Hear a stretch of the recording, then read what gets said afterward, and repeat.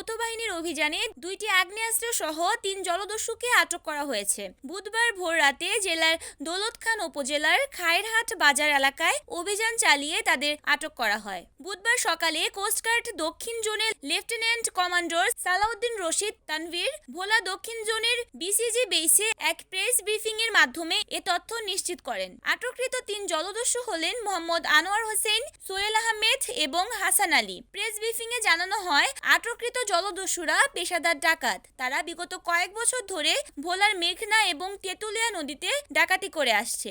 আটক করার সময় তাদের দেয়া তথ্যের ভিত্তিতে 2টি দেশীয় আগ্নেয়াস্ত্র, 2টি কার্তুজ, 15টি দেশীয় অস্ত্রসহ একটি অবৈধ মোটরসাইকেল জব্দ করা হয়। তুলাতুলি ও ইলিশা এলাকার মেঘনা নদীতে এবং তৎসংলগ্ন চরে মোহাম্মদ আনোয়ার হোসেনের নেতৃত্বে একটি কুখ্যাত ডাকাত দল স্থানীয় জনসাধারণ এবং জেলেদের জিম্মি করে চাঁদাবাজি, জমি দখল এবং বিভিন্ন অপকর্ম পরিচালনা করে আসছিল বলে জানা যায়। ভুক্তভোগী এবং স্থানীয় জনসাধারণগণ কোস্টগার্ডের নিকট সাহায্যের আবেদন করলে কোস্টগার্ড উক্ত এলাকাসমূহে তাদের তৎপরতা বৃদ্ধি করে, যার ফলশ্রুতিতে আজ বুধবার রাত 12:30 ঘটিকা হতে সকাল 5:30 ঘটিকা পর্যন্ত গোপন সংবাদের ভিত্তিতে বাংলাদেশ কোস্টগার্ড দক্ষিণ জোন একটি বিশেষ অভিযান পরিচালনা করা হয়।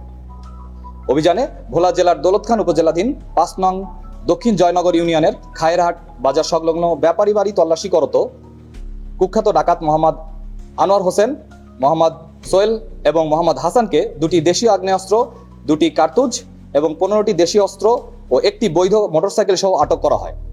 এই অপারেশনে বাংলাদেশ নৌবাহিনী এবং পুলিশ স্বতঃস্ফূর্তভাবে অংশগ্রহণ করে। বর্তমানে আটককৃত ডাকাত, জব্দকৃত অস্ত্রসহ অন্যান্য আলামতসমূহ দৌলতখান থানায় হস্তান্তর কার্যক্রম প্রক্রিয়াধীন রয়েছে।